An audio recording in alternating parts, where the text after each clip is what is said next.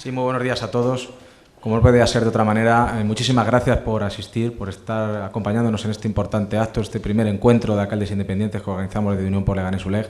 Pero quería hacer una especial bienvenida y un especial cariño y toque de atención positivo, como podría ser el hablar de don Pedro Blasco, que sabemos de sus múltiples ocupaciones. Me decía todos los días: Carlos, recuérdamelo el lunes, recuérdamelo el martes, recuérdamelo el miércoles. Todos los días le he tenido que mandar un mensaje, le he llamado para que viniera hoy viernes y nos acompañara. Y muchísimas gracias. Y cómo no, a don Miguel Ángel Revilla. Para mí siempre será presidente de Cantabria, aunque ahora no lo tenga en la tarjeta de visita, y eso lo vamos a comentar también en esta ponencia. Una ponencia en la que vamos a dar un poquito un cambio de tercio a lo que han estado hablando tan maravillosamente bien nuestros compañeros. La hemos titulado como De alcaldes independientes a presidente independiente. Y ahora verán por qué decimos eso. Hemos subtitulado esta ponencia como El trayecto democrático hacia un gobierno nacional que supere el bipartidismo PP-PSOE. Bien, nosotros como introducción podríamos decir que tenemos clara dos tesis. Una, que es necesaria una alternativa política al PP-PSOE, lo que nosotros llamamos un partido único, que es el que está instalado en España prácticamente desde la transición. Y por otro lado, que hay una evidencia empírica, que se demuestra con los hechos, de que esa alternativa ya es real, ya es posible y además es probable. Nosotros dijimos ya en el año 2006, en nuestra ponencia La hoja de ruta de los independientes, la eclosión y configuración de una alternativa política con raíz local, pero con alcance global, que se aleja de las superadas divisiones de izquierda y derecha. Bien, hoy podemos decir orgullosos, y más viendo las reacciones suscitadas, en este municipio, los que vivimos en él, sabemos las reacciones que ha tenido este encuentro, que el acto que organizamos en Leganés va a dejar huella política. Y eso que la aspiración realmente es de lo más modesta, pero quizás por eso de la mayor trascendencia. Pretendemos visibilizar mediáticamente lo que ya es una realidad en la calle, que hay una alternativa creíble, viable, sólida y eficaz al PP-PSOE. En Leganés, ULEG, Unión por Leganés, es un claro ejemplo, pero son muchas las organizaciones que en todos los rincones de España demuestran que otra forma de hacer política es posible y que funciona. Ha llegado la hora de que la política se desprivatice y se libere de esas dos franquicias, empresas electorales o marcas comerciales que pretenden un duopolio, en el fondo un monopolio, de la gestión de los asuntos públicos. En ULEG hacemos un paralelismo de la situación actual con la que se vivió en el régimen canovista de finales del siglo XIX y del siglo XX, donde no había alternativa, lo que había era una alternancia pactada, cambalacheada, caciquismo, pucherazo electoral y una grandísima parte de la sociedad deficientemente representada o fuera de toda representación. Hoy, evidentemente, salvado por el tamiz del paso del tiempo y que los acontecimientos históricos no suceden idénticos a como pasaron en el pasado, sí que podemos decir que los partidos independientes, en el sentido más amplio de la palabra, y ahí sí incluyo, cómo no, al Partido Regionalista de Cantabria, son una oportunidad para abrir las ventanas de nuestro sistema político y social. Una ventana a la regeneración, a la calidad democrática, a la participación ciudadana, a la transparencia.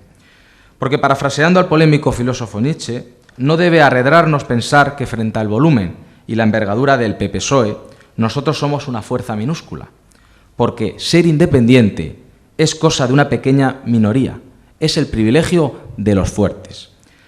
A nivel local y regional está más que demostrado que la teoría de la que estamos hablando se acredita en la experiencia, y tenemos el caso de Cantabria como comunidad autónoma o el propio municipio madrileño de Torrelodones o de Serranillos del Valle.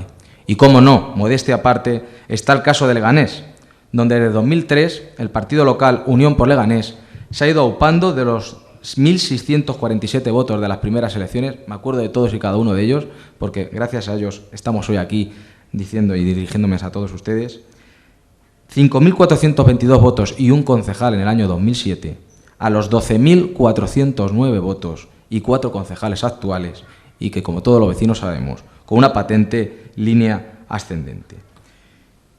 Me gustaría que reflexionáramos juntos sobre algunos datos, porque entendemos que hay que contextualizar cuando hablamos de que esa tercera vía, esa tercera opción es más real y posible que nunca. Miren, las últimas elecciones municipales, estos datos los tienen ustedes en la página oficial del Ministerio de Interior, elecciones.mir.es, el 30% de los votos válidos recayó en formaciones que no eran ni el PP ni el PSOE. De hecho, el PSOE no alcanzó ni siquiera el 28% de los votos. El Partido Popular y el Partido Socialista tienen entre sus filas al 64,05% de alcaldes y a 48.100 ediles de los 69.000 concejales aproximadamente que hay en Liza. Es decir, las terceras opciones ocupan un importante espacio electoral, el 36% de los alcaldes y más del 30% de los ediles, aunque bien es cierto que les define su heterogeneidad y dispersión. En las últimas generales, cerca de 18 millones optaron por el PP-PSOE, pero 6 millones, casi tantos como el Partido Socialista, se dividieron en esas terceras opciones. Por ello, nosotros hablamos de la necesidad de galvanizar un proyecto común, innovador e integrador de todos esos que creamos que otra forma de hacer política es posible.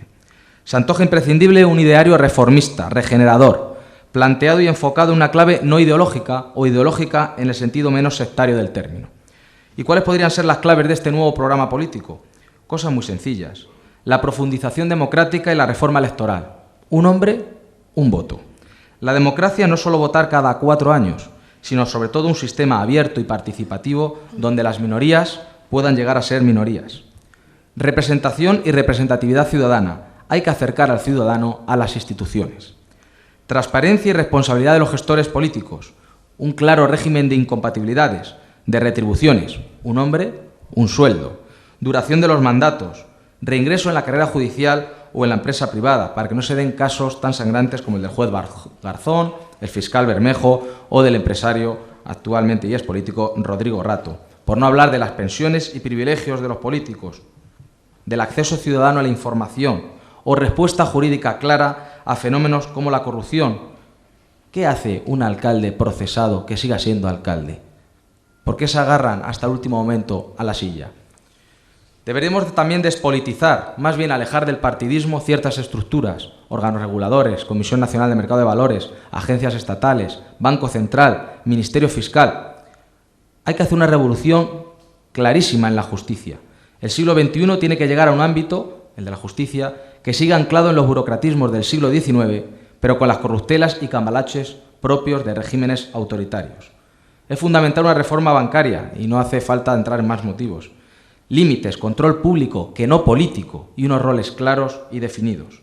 Hay que modernizar y racionalizar el modelo del Estado y de las estructuras político-administrativas, desde las competencias a la financiación autonómica, razón de ser del Estado, del Tribunal de Cuentas, de las diputaciones provinciales, de empresas públicas o de televisiones estatales y autonómicas.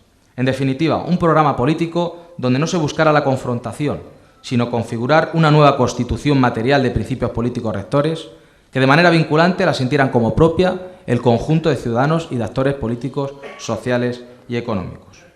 Bien, ¿tenemos un líder? ¿Tenemos un líder que galvanice ese proyecto? Todo cuerpo requiere una cabeza, pero eso no significa solo un rostro o un cráneo, sino unos ojos, una boca, un buen oído, gran olfato y mejor gusto. ¿Quién puede reunir estas características? ¿Quién puede liderarlo? Bien, desde Unión por Leganés, ULEG, nos mojamos, aun a riesgo de equivocarnos. Y estamos aquí en política para mojarnos, porque solo gana el que arriesga. Creemos que una personalidad como Miguel Ángel Revilla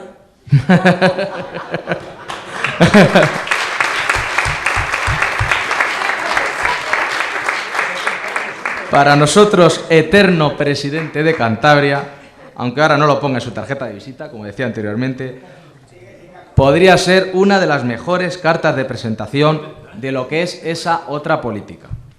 Le acusan a usted de populista y de demagogo, cuando campechanía, sencillez y llamar las cosas por su nombre pueden ser cualquier cosa menos un defecto político.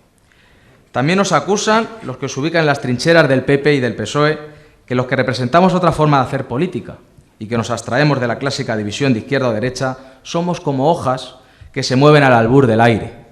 Y en realidad la imagen que mejor nos representa es la de veleros que precisamente aprovechamos el viento, venga de donde venga, para llevar el barco, ya sea nuestro municipio, nuestra región o nuestro país, hacia buen puerto. Si hay un timón y se sabe dónde ir, todos los vientos son favorables. Para el PP o para el PSOE, solo son vientos favorables si van en beneficio de sus intereses partidistas, cada día más alejados de los intereses generales. O mejor dicho, un PP-PSOE unido en sus miserias y para proteger el cortijo de privilegios y prebendas que se han creado. Ahí tiene el caso de Bankia o cómo suelen sumar fuerzas para desprestigiar a formaciones como las nuestras. Porque, como decía Jardiel Porcela, los hombres solo se unen con sinceridad socialmente cuando se trata de reventar a un tercero.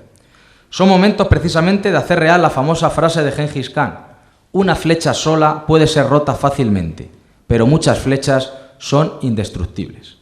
En este salón estamos muchas flechas y solo depende de nosotros, que las que estamos aquí y muchas más que están fuera y otras muchas más que están con nosotros, aunque aún no lo sepan, podamos cambiar el rumbo de la historia porque tengamos el coraje, la determinación y la capacidad de saber unirnos para una causa común, noble y legítima, como es la de hacer entre todos una comunidad de hombres libres e independientes que sepan buscar su felicidad y estén dotados de las herramientas suficientes para poder encontrarla.